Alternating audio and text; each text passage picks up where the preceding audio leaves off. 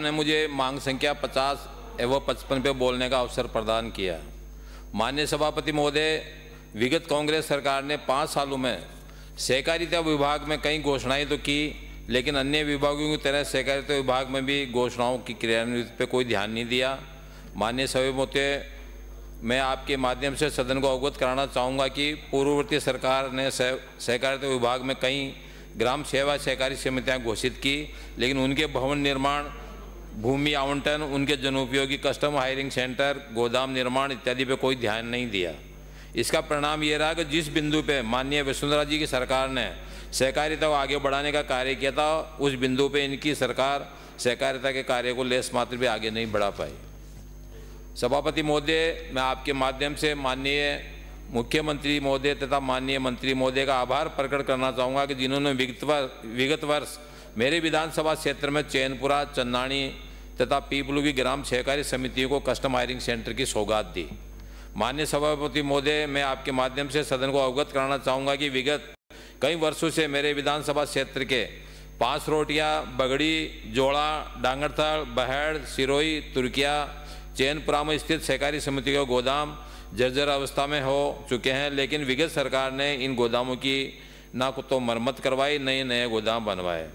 सभापति महोदय, विगत सरकार ने मात्र नई सहकारी समितियां बनाने की घोषणा की, लेकिन गोदाम कितने बनाए ये उन्हें स्वयं को पता नहीं है।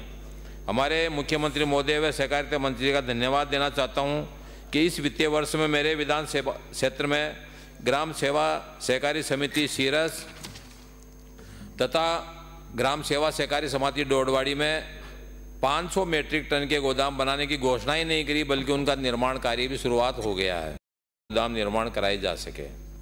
साथ ही पीपलू में क्रय विक्रय सहकारी समिति खोलने की कृपा करें।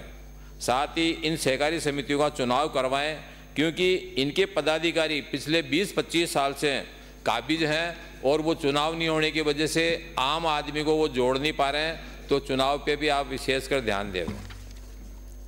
माननीय सभापति महोदय, चूँकि हमारी सरकार माननीय प्रधानमंत्री महोदय के सपने सहकार से समृद्धि को साकार करने के लिए निरंतर सहकारिता विभाग में नित नए कार्य कर रही है, आपके माध्यम से सदन को अवगत कराना चाहूँगा कि वर्तमान में सहकारी समितियों को मात्र 1500 वर्ग गज जमीन निःशुल्क आवंटित की जाती है, लेकिन 1500 वर्ग गज जमीन सहकारी समितियों के सफल संचालन हेतु पर्याप्त नहीं होती है।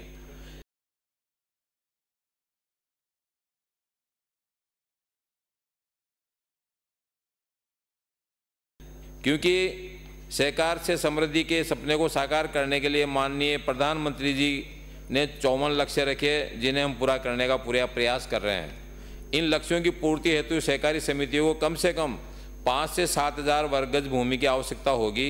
मैं माननीय मुख्यमंत्री जी महोदय से और मंत्री महोदय से निवेदन करना चाहता हूं कि प्रदेश की सहकारी समितियों को सरकार की ओर से निःशुल्क भूमि आवंटित किए जाने के लिए भूमि के मानदंड को परिवर्तित कर 1500 वर्ग गज से बढ़ा करके 5000 वर्ग गज बढ़ाने की कृपा करें।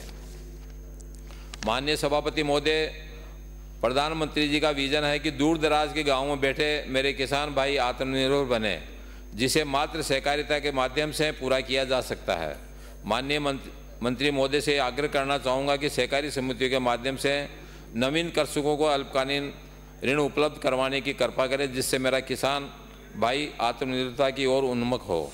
माननीय सभापति महोदय, आपके माध्यम से माननीय मुख्यमंत्री महोदय तथा सहकारिता मंत्री जी से निवेदन करना चाहूँगा कि मेरे विधानसभा क्षेत्र में कहीं सहकारी समितियां हैं जिसमें भूमि होने के बावजूद भी आज तक गोदाम निर्माण नहीं करवाए गए।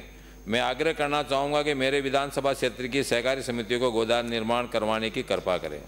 माननीय सभापति महोदय, आपके माध्यम से माननीय मुख्यमंत्री महोदय तथा माननीय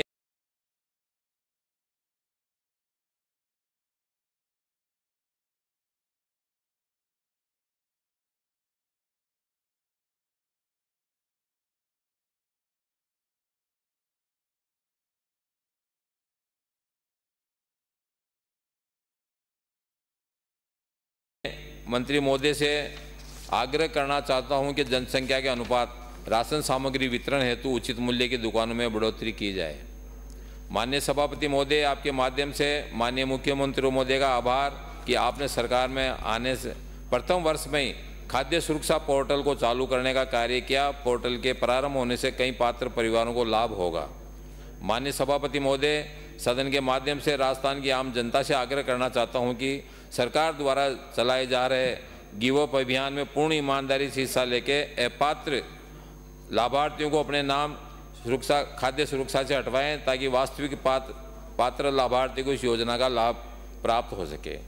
उचित मूल्य की दुकानों पे कार्यरत राशन डीलरों को वर्तमान में कमीशन या मानदेय जो देते हैं वो काफ़ी कम है। अतः आपसे निवेदन है कि इनका कमीशन भी बढ़ावें और साथ में इनकी अगर तनख्वाह फिक्स कर दी जाए तो एक अच्छा काम होगा और आम आदमी को इससे राहत मिलेगी। माननीय सभापति महोदय, आपका पुनः आभार कि आपने मुझे मांग संख्या 55 और 50 पे बोलने के लिए अवसर प्रदान किया। बहुत बहुत धन्यवाद। भारत माता की।